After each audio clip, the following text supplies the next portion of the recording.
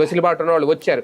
అంటే ఇది ఒక మాధవ్ గారి వల్ల, లేదంటే మోడీ తీసుకొస్తున్న సంస్కరణల వల్ల, లేదంటే కూటమిలో భాగస్వామ్యంగా ఉండడం వల్ల జరిగిందా, లేదంటే అప్పుడు ఇప్పుడు తెలుసుకొని ప్రజల్లో ఏమన్నా క్రమంగా భారతీయ జనతా పార్టీ వైపు మార్పు కనిపిస్తోందా?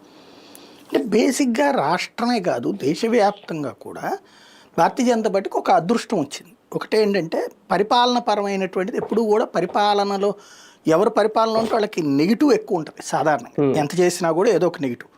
కానీ ఇక్కడ వీళ్ళది నెగిటివ్ పర్సంటేజ్ 20-30%, అసలు లేదంటే అమాయకత్వం. 20-30%, 70% పాజిటివ్తో నడుస్తుంది మోడీ సర్కార్.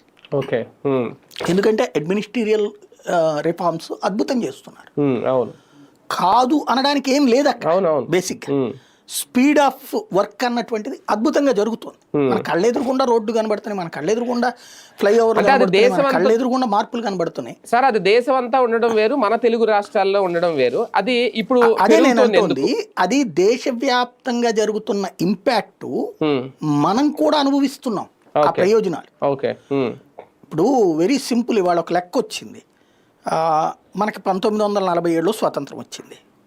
2014 వరకు మన దేశంలో పెట్రోల్ బంకులు 50,000, 51,000. ఓకే, ఈ 11 ఏళ్లలో 50,000 ఎక్స్ట్రా వచ్చినాయి. 60 ఏళ్లలో